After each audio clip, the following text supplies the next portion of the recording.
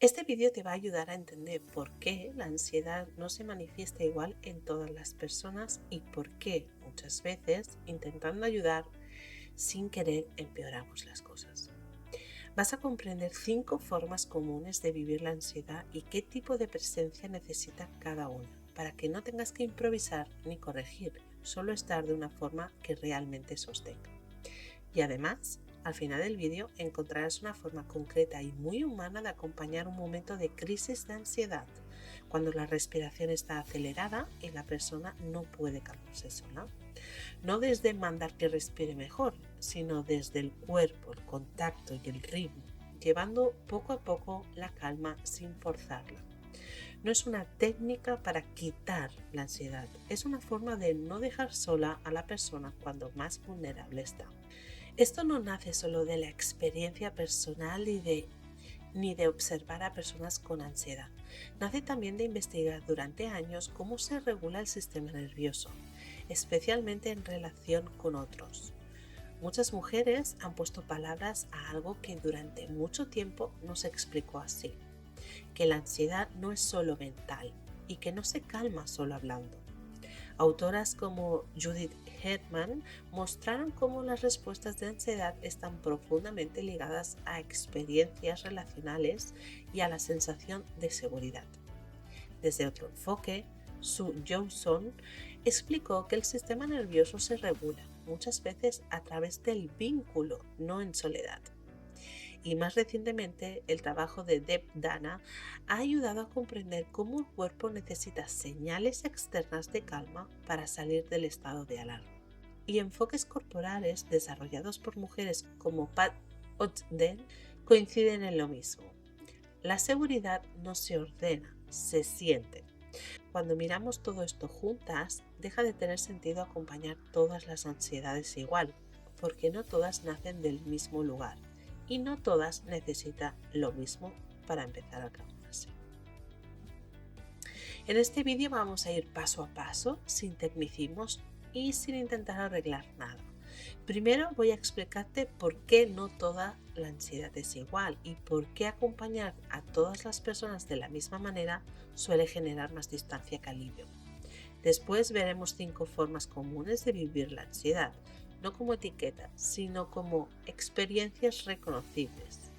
En cada una te contaré qué suele estar pasando por dentro, qué tipo de ayuda suele hacer daño sin querer y qué tipo de presencia puede realmente sostener. Y al final del vídeo me quedaré en algo muy concreto. ¿Qué hacer cuando alguien entra en un momento de crisis de ansiedad? Cuando la respiración se acelera y las palabras ya no sirven, para que sepas cómo estar sin forzar la calma. La mayoría de personas cree que sabe identificar la ansiedad, pero uno de los tipos más frecuentes es también el que más se confunde con forma de ser. Y por eso, en lugar de alivio, recibe exigencia. Este tipo lo vamos a ver hoy. Tipo 1. Ansiedad anticipatoria. La ansiedad anticipatoria suele pasar desapercibida porque parece prudencia. Es la persona que siempre va un paso por delante, que piensa en lo que podría pasar, que se adelanta para que nada se descontrole y desde fuera muchas veces se la ve organizada, previsora, responsable, pero por dentro la mente casi nunca descansa. Siempre hay una escena futura en marcha, una conversación que aún no ha ocurrido, una posibilidad que necesita ser revisada. No es que esté exagerando, es que su sistema nervioso vive en alerta constante. ¿Cómo alguien puede darse cuenta? Esto es importante. Suele costarle disfrutar del momento. Cuando alguien va bien, ya está pensando en lo que podría estropearlo. Hace preguntas para tranquilizarse y la tranquilidad dura poco. No habla de miedo directamente, habla de por si acaso, de estar preparada, de no confiarse. Y ahí suele estar la pista. ¿Cómo se suele acompañar mal? Muchas veces se intenta calmarla con lógica. Se le dice que no piense tanto, que eso no va a pasar, que se está adelantando. O se intenta llevarla rápido a la calma, como si apagar el pensamiento fuera posible. Eso suele aumentar la sensación de soledad, porque su miedo no se siente escuchado. ¿Cómo acompañar mejor a alguien con ansiedad anticipatoria? Acompañar aquí empieza por no discutir con la mente, escuchar sin intentar cerrar el tema, no prometer certezas que no existen y no minimizar lo que siente.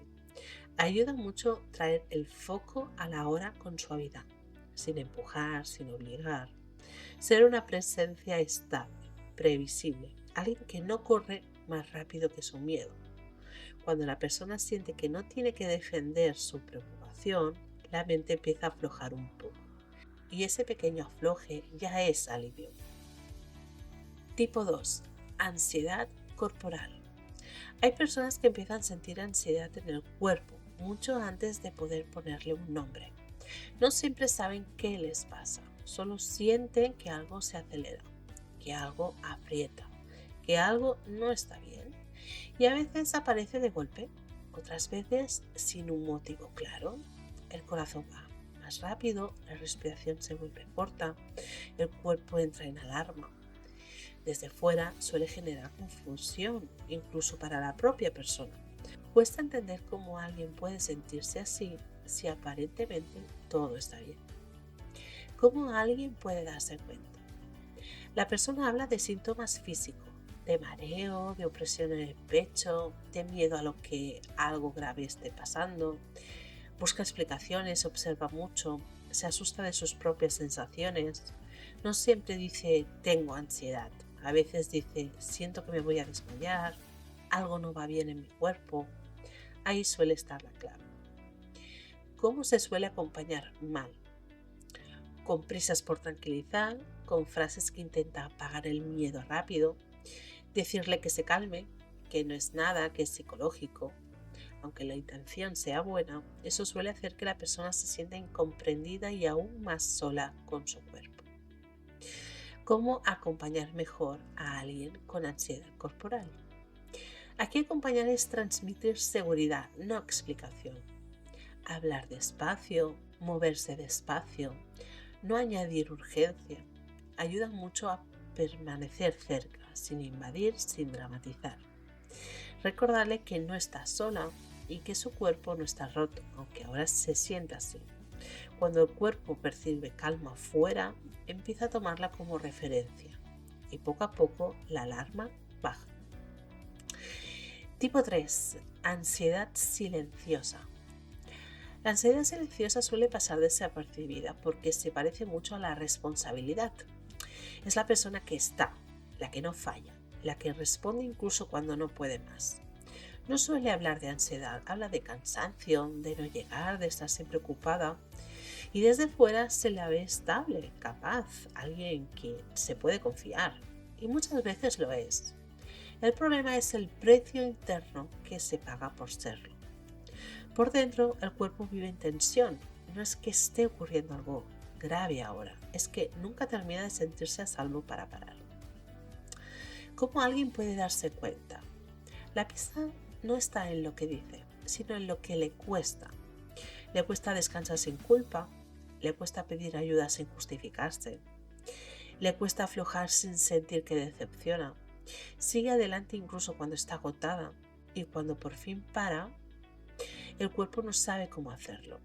No dramatiza, no se queja demasiado, pero casi nunca está realmente tranquila. Ahí suele estar la señal. ¿Cómo se suele acompañar mal? A estas personas se les confía más y sin darse cuenta se les pide más. No desde la exigencia directa, sino desde frases que parecen reconocimiento. Tú puedes, eres fuerte, siempre sacas todo adelante. Eso refuerza la idea de que no hay espacio para caerse y la ansiedad aprende a quedarse dentro. ¿Cómo acompañar mejor a alguien con ansiedad silenciosa? Acompañar aquí empieza por retirar presión, revisar qué das por hecho, qué esperas, qué no preguntas porque parece que no hace falta. Ayuda a ofrecer descanso sin que tenga que pedirlo, apoyo sin hacerla sentir una carga, presencia sin exigir explicación, pero sobre todo ayuda a algo muy profundo, no necesitar que sigas siendo la fuerte. Cuando una persona con ansiedad silenciosa siente que puede bajar el ritmo sin perder valor, el cuerpo empieza poco a poco a descansar. Y eso ya es mucho. Tipo 4. Ansiedad relacional. Hay personas cuya ansiedad aparece sobre todo en relación con otros. No siempre están ansiosas, a veces están tranquilas cuando están solas. Y es el vínculo donde algo se activa. Un mensaje que tarda en llegar, un cambio de tono, una distancia que no se entiende. Y el cuerpo reacciona. Empieza la inquietud, la necesidad de comprobar, el miedo de haber hecho algo mal. Y desde fuera esto suele verse como inseguridad, o como dependencia, o como sensibilidad excesiva. Desde dentro se vive como una amenaza de pérdida. ¿Cómo alguien puede darse cuenta? La ansiedad aparece vinculada al otro, no tanto a lo que pasa, sino a lo que podría significar. La persona necesita señales, confirmaciones, presencia clara, no para controlar, sino para sentirse a salvo. Y a veces pide contacto, a veces se calla por miedo a molestar. Y en ambos casos el cuerpo está en tensión. Ahí suele estar la pista. ¿Cómo se suele acompañar mal? Muchas veces se responde con distancia, con frialdad, con la idea de que no hay que generar dependencia. O se invalida lo que siente. Estás exagerando, no es para tanto. Y eso suele aumentar la ansiedad, porque el miedo principal no es al conflicto, sino a no importar. ¿Cómo acompañar mejor a alguien con ansiedad relacional? Acompañar aquí es ser previsible, no jugar con la ambigüedad, no desaparecer sin explicar, no castigar la sensibilidad. Ayuda mucho nombrar lo que sí está, sostener el vínculo sin prometer de más, mostrar presencia sin invadir. Cuando la persona siente que no tiene que luchar por un lugar, la ansiedad baja. No porque el vínculo sea perfecto, sino porque deja de ser incierto. El tipo 5, ansiedad por control. Hay un tipo de ansiedad que es mucho más común de lo que parece y casi nunca se reconoce como ansiedad. Es la que se confunde con forma de ser, con carácter, con exigencia personal. Muchas personas que la viven no dirían tengo ansiedad, dirían que son responsables, que les gusta tener las cosas claras, que no saben estar tranquilas si algo queda en el aire. Este es ese tipo del que hablábamos al principio, el que pasa desapercibido, el que recibe exigencia en lugar de cuidado. La necesidad de control aparece como una forma de sostenerse, planificar calma, anticipar seguridad, revisar para que nada se desborde, y desde fuera suele verse eficacia, orden, autoexigencia, y por eso casi nadie piensa que ahí también hay ansiedad. ¿Cómo alguien puede darse cuenta? La señal aparece cuando algo se sale del plan. Un cambio pequeño puede generar mucha tensión. Un imprevisto altera más de lo esperado. Delegar cuesta incluso cuando hay confianza. El cuerpo se tensa con facilidad. La mente no descansa del todo y soltar produce inquietud, no alivio. Ahí empieza a verse que no es solo una manera de hacer las cosas, sino una forma de protegerse del miedo. ¿Cómo se suele acompañar mal? A este tipo de ansiedad se le empuja a soltar, se le dice que relativice, que no controle tanto, que aprenda a fluir, o se le quita el control de golpe, pensando que así se le hará bien. Eso suele aumentar la angustia, porque el control es el lugar donde esa persona se siente segura. ¿Cómo acompañar mejor a alguien con ansiedad por control? Acompañar aquí es no atacar la necesidad de control, es ofrecer previsibilidad, cumplir acuerdos, avisar de los cambios, es compartir responsabilidad sin imponer caos, respetar los tiempos, no ridiculizar la necesidad de orden. Cuando una persona siente que no tiene que vigilarlo todo para que nada se rompa, el cuerpo empieza a relajarse. Y entonces el control deja de ser una lucha constante y se vuelve poco a poco menos necesario.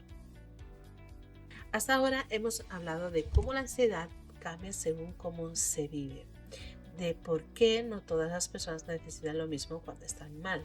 Pero hay un momento en el que todo eso queda lejos, el momento en el que la ansiedad sube de golpe, cuando el cuerpo entra en alarma y la persona ya no puede sostenerse sola. Al principio del vídeo te prometí quedarme ahí, en ese punto concreto en el que muchas veces no sabemos qué hacer y tenemos miedo de empeorar las cosas. Vamos a ese momento ahora. ¿Cómo acompañar una crisis de ansiedad paso a paso?